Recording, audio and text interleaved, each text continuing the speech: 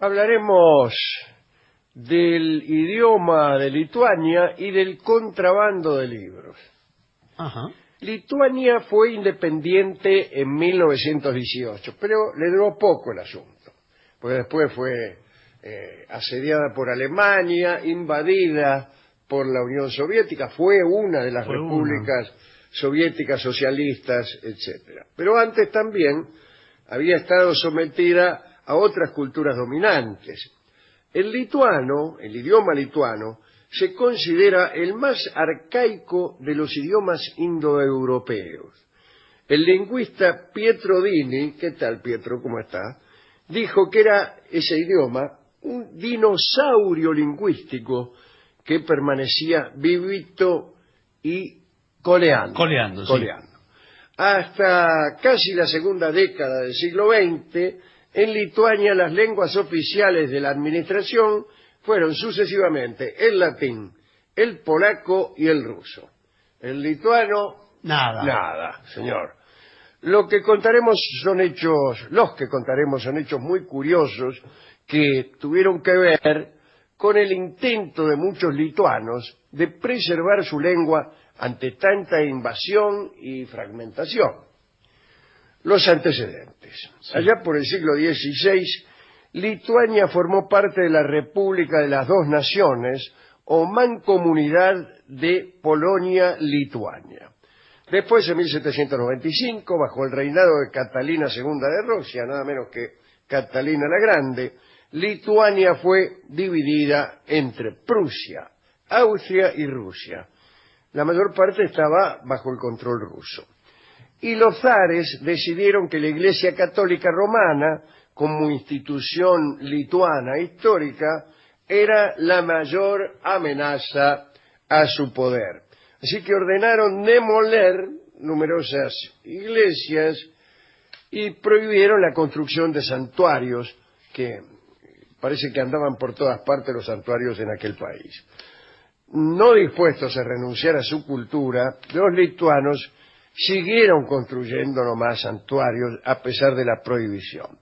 Poco a poco fue tomando forma un núcleo de resistencia formado sobre todo por el clero y por estudiantes universitarios que trataron de levantarse contra Rusia en 1831, pero lo reventaron. A mediados del mismo siglo, siglo XIX, la resistencia consiguió hacerse más fuerte y en 1863 hubo una insurrección masiva contra el gobierno ruso en la que participaron unos 70.000 lituanos. Bueno, los reventaron otra vez. Miles de muertos o exiliados a Siberia, y a partir de entonces el zar Alejandro II emprendió una política más represora con Lituania. Y a la hora de empezar por algo, a reprimir, empezó por el idioma. El idioma lituano utiliza el alfabeto latino. Y el intelectual ruso Alexander Hilferding propuso que la lengua lituana utilizara el alfabeto cirílico ruso, ese alfabeto que nosotros conocemos, que la letra al revés, que todo. Es lindo. Es muy lindo. Sí, sí. lindo. Usted sabe que una de mis habilidades consiste en hacer novelas. Algunos carteles. En 1864 el gobernador general de Lituania, Mikhail Muraviov, prohibió redondamente el uso de caracteres latinos. Dijo, a partir de ahora van a escribir en cirílico, y nada más. 2 años más tarde, en un intento por erradicar la lengua lituana por completo, se prohibió toda impresión en el país. Ese fue un proceso conocido como rusificación. Vamos a rusificar todo. Y de arriba abajo. Chau, no hay más imprenta, dijeron. Imprenta de nada, no hay. Pero ¿y en cirílico sí? No, en cirílico puede ser, pero si no, no. Si no, nada. Los niños lituanos debían asistir a las escuelas estatales rusas, donde aprendían el alfabeto cirílico, cirílico, es de Cirilo, ¿no? A través de libros impresos por el gobierno ruso. y empezó la resistencia. Comenzaron a surgir lituanos dispuestos a defender y a difundir su escritura. Como publicar libros en el país estaba prohibido, ningún libro podía publicar, ni cirílico ni nada. De nada. Nada, señor. Muchos lituanos comenzaron a imprimirlos en el extranjero y a meterlos de contrabando dentro de su propio país. Así aparecieron los primeros Nignesiai, portadores de libros. Así de fácil es el... Los Nignesiai, ¿qué eran? Los tipos, los camellos. Los que llevaban contrabandeaban claro. libros.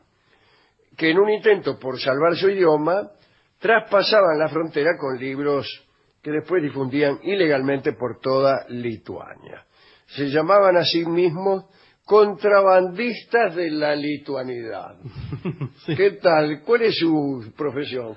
Soy contrabandista de la lituanidad. Lituanidad contra la rusificación. Así es. Sí.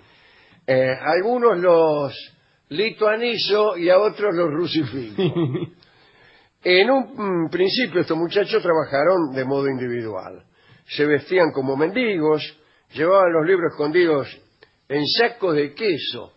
No, no. En bolsa de queso. Claro, sí. ¿Cómo va a tener un saco de queso un tipo? Imagínese, lo deja de guardarropa, se lo comen Claro. los ratones. Los tenían escondidos en bolsa de queso, entre los huevos. ¿Qué?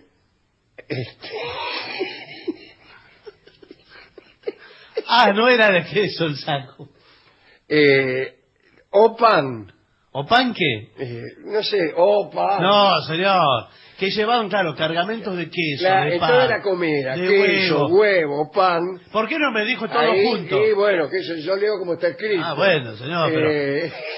Ahí se metían los libros. Claro, ahí debe... Pero ¿cuántos podían entrar? Porque... qué sé yo, no sé, depende del queso que hubiera. Y depende de la cantidad de huevo A también. más queso, más libros. Sí.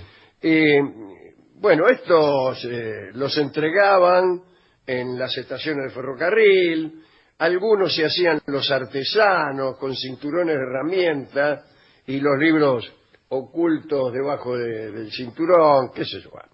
La mayor parte de las operaciones se hacían de noche, cuando había menos guardias en la frontera. Los meses de invierno, sobre todo cuando había tormentas de nieve, eran época de mucho trabajo para los muchachos estos, los contrabandistas. El mayor intento por introducir libros de contrabando a través de la frontera fue organizado por el obispo Motiejus Valancius. El lituano lo dijo. Sí, un historiador y autor de obras religiosas. ¿Qué haces, Motiejus? ¿Cómo le va? Muy bien, acá andamos. Además de estos asuntos de libros, el señor Valancius es considerado como el pionero del movimiento de sobriedad. ¿Qué será Sí. el movimiento de sobriedad? No lo quiero ni imaginar. Un grupo de borrachos petulantes. Parece que no. Trataban de arrancar a los campesinos del consumo de vodka. Arrancar es un verbo muy fuerte, ¿no? Estarían positivo. prendidos a la vodka de un modo así como garrapata. Pero lo que pasa es que en Lituania el vodka es como la leche. Claro, porque acá, con el frío que hará, con el frío que hace. imagínense. Además de esa actividad, en 1876, Valancius financió con su propio dinero la construcción de una imprenta, pero del otro lado de la frontera, en Prusia, y organizó una red de sacerdotes encargados de introducir y distribuir los libros de Lituania. Claro, puso una imprenta cerca de la frontera. Ahí nomás. Ahí nomás. Entonces ya no tenían que ir hasta las ciudades, etcétera.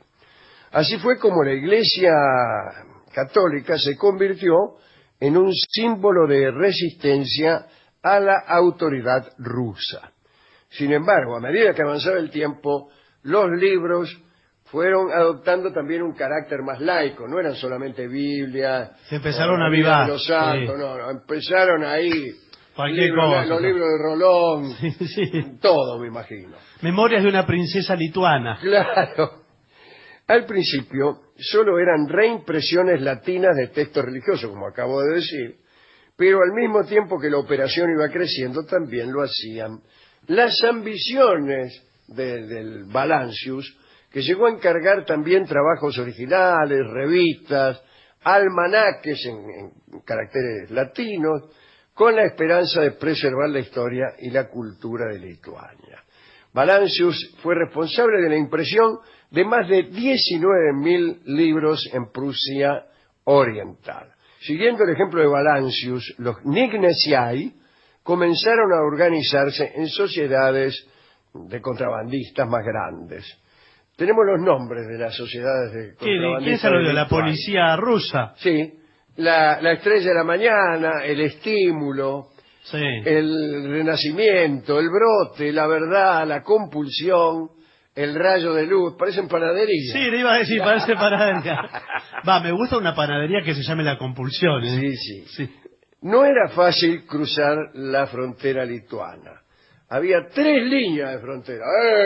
¿Y qué? ¿La del medio de qué Cruzaba es? una y otra y otra. Y la del medio era... ¿De qué país es? no, también. Nada. Todas eran... rusas, digamos. Claro. Porque si te escapabas de uno, a otro, caías el otro, y todo eso, ¿no? Los riesgos eran entonces muy altos, y estos muchachos, los portadores de libros, debían extremar las precauciones. Al que lo agarraban, lo mandaban a Siberia. Reincidente, muerte. Pero ¿cómo ibas a reincidir si estabas en Siberia? ¿Cómo ibas a contrabandear libros en Lituania? Es raro. Es raro. Sí. Igual entre nosotros, Siberia no debe ser muy distinto a Lituania tampoco. Debe ser un poco peor. Bueno. Entre 1870 y 1871 se produjo la mayor captura de contrabandistas ocurrida hasta la fecha en una de estas operaciones de Valancius. 11 niatos, entre los que había 5 sacerdotes, fueron capturados y enviados a Siberia. Pocos años después murió el Valancius, este muchacho, y su puesto fue ocupado rápidamente por un campesino llamado Jurgis Bielinis. Jurgis. ¿Qué tal, Jurgis? Jurgis debe querer decir Jorge. Sí. Me parece. Le digo porque yo tengo una intuición para los idiomas. Sí, facilidad. Sí, tengo facilidad. Jurgis Dorius. Sí. Podría ser. En 1885 Bielinis creó la sociedad de los Garsbiai Knignesiai. Me está sonando fácil el lituano. Sí, ya me estoy acostumbrando. Mire, 4 palabras y ya casi que lo hablamos. Que creció hasta ser la red de contrabandos de libros más grande que se conozca. Y entonces le llamaron a Bielinis, le pusieron un apodo, que era el rey de los contrabandistas de libros. También, canchero. La prensa lituana, sí, para poner apodos. Son así. Es fantástica, ¿eh? Bueno, los miembros de la sociedad de Garsbiai Knignesiai pronto superaron los 1000. No son tantos. 1000 entre todos. Todas sí, esas sociedades, sí. Todo Lituania. Igual, ¿cuántos lituanos habrá en Lituania en esa época? No sé, debe haber muchos. Bueno, este muchacho parece que se mandó el contrabando de casi la mitad de todos los libros traídos durante la época desde Prusia Oriental a Lituania. Lo agarraron muchas veces, pero lograba escapar. Acá también dicen muchas veces lo mismo, me está pareciendo. Claro. ¿No? A saber que había unos tipos que contrabandeaban libros. Sí. Sí, no salimos mucho de allí, ¿no? No. Bueno, pero son las peripecias que van a No, las peripecias son siempre los mismos. Viene un tipo con un libro entre el queso y lo agarran. Al final, ¿alguien lee los libros cuando llega? Me parece que no. Sí, porque... Bueno, ya me estoy cansando. No, pero espere, porque ahora quiero saber, en principio, si todos leen lituano, porque por ahí contrabandeaban y no sabían leer. De gusto, claro. Quizás lo hablaban nomás. Bueno, en la década de 1890 las autoridades rusas pusieron precio a la cabeza de Bielinis. Quiere decir que lo andaban buscando para matarlo. A pesar de ser un fugitivo, a principios del siglo XX Bielinis consiguió crear su propio periódico. Mirá, un periódico en un país donde está prohibida la imprenta. El Águila Blanca se llamaba, que imprimía en una de las pocas imprentas activas de Lituania, parece que ya alguna habían puesto. Poco después se crearon en Lituania escuelas secretas.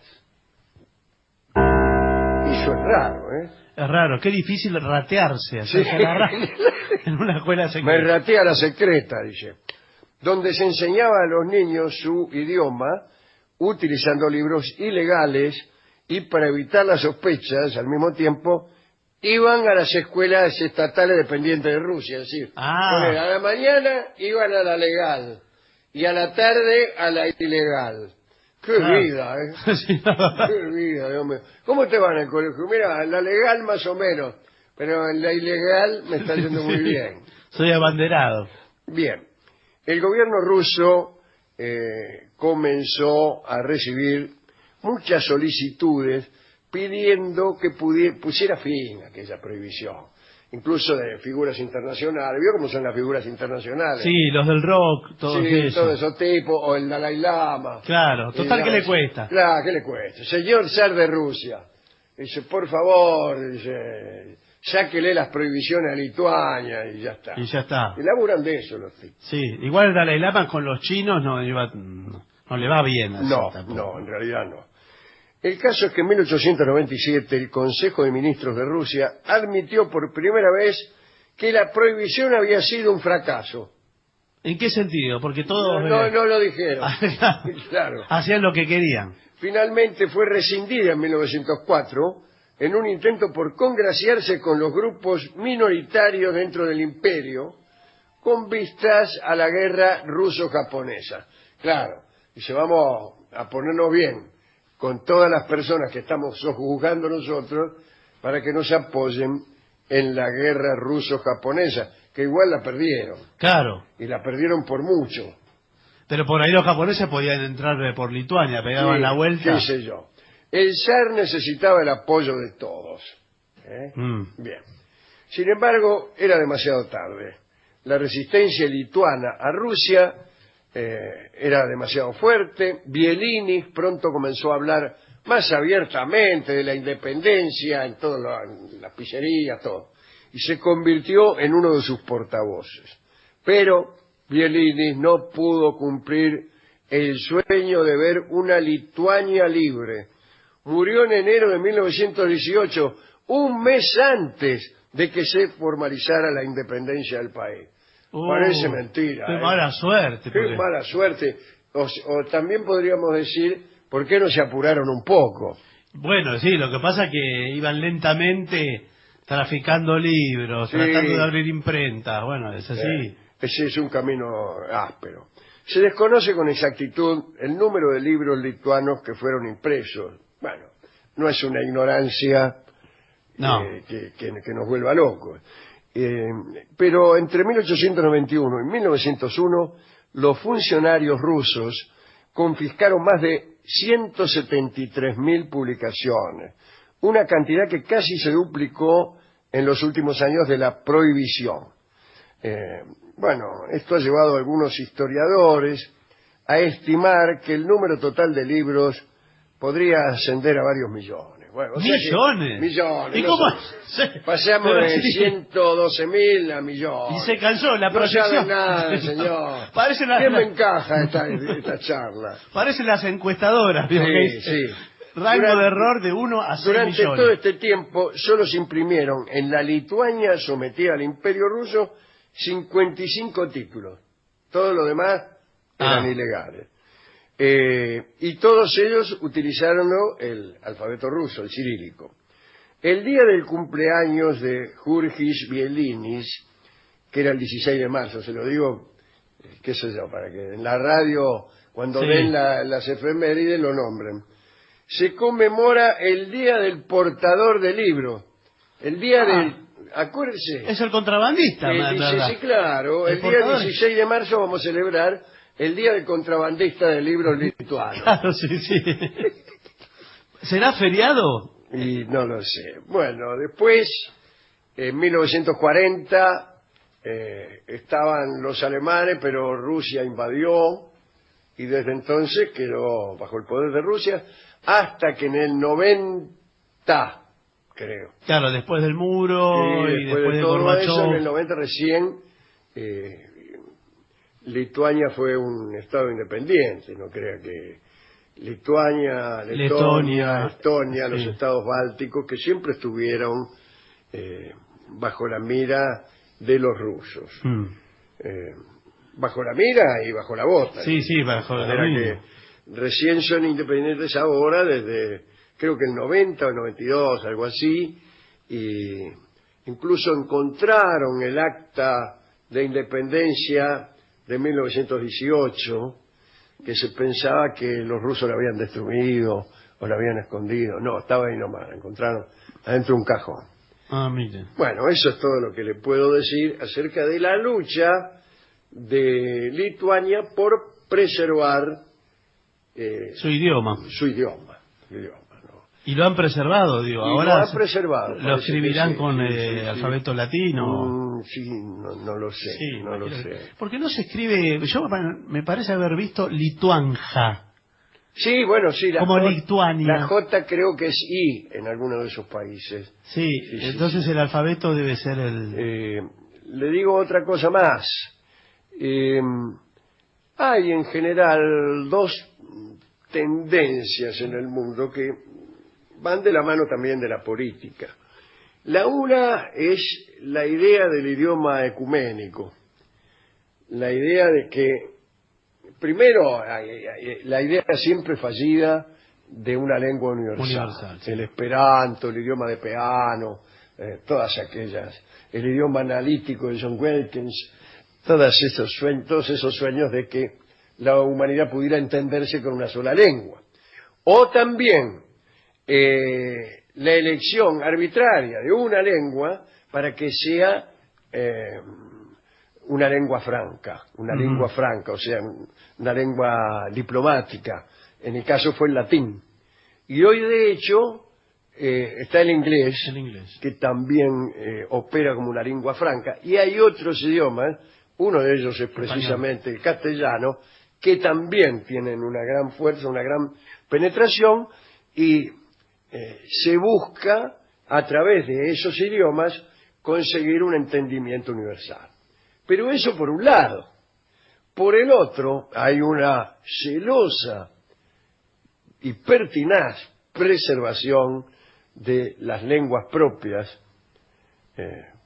muchas de ellas habladas por no muchas personas, y que casi diríamos que es el movimiento opuesto a este deseo ecuménico de hablar toda la misma lengua. Se considera que la lengua es uno de los rasgos distintivos de los pueblos, y entonces se hace mucha fuerza por no quedar uno pintado del mismo color con que se pinta el mundo durante este fenómeno que se llama globalización, ¿no? Así que por un lado, para luchar contra lo global, se preserva el propio idioma, y por el otro, para buscar una forma de entendimiento universal, se renuncia a ello. ¿Con qué podemos ilustrar esta charla de tipos que contrabandeaban libros lituanos? Es una de las cosas que menos debe rendir el contrabando de libros lituanos. Por ejemplo, acá en la Argentina no tendría sentido. Bueno, sí, hay una comunidad lituana en Argentina. Sí, pero a nadie les impide que lean lo que quieran. Claro, pero no se pueden ir a comprar los libros. Usted va al supermercado que venden... Y no hay. Los libros de lituanos. Rolón traducidos al lituano no están. No están. Y nosotros nos sentimos... Buenas, ¿qué tal? ¿Cómo le va? Soy el jefe de la comunidad lituana, me llamo Jurgis. Ah, ¿qué tal, Jurgis? Y no podemos comprar los libros de Rolón. ¿Cómo es posible? Que no tenemos derecho los lituanos tampoco a curarnos de nuestras enfermedades. Bueno, sí, bueno, señor, lo que pasa es que lo tiene que leer en castellano, porque... Bueno, he ahí una forma de discriminación. Vamos a escuchar la siguiente canción. Se trata de un tema que hace mención justamente al imperialismo ruso. ¿Ah, sí? Y al dominio ruso en Lituania. La canta Lelutier y se llama Oiga Doña Ya. Es muy breve.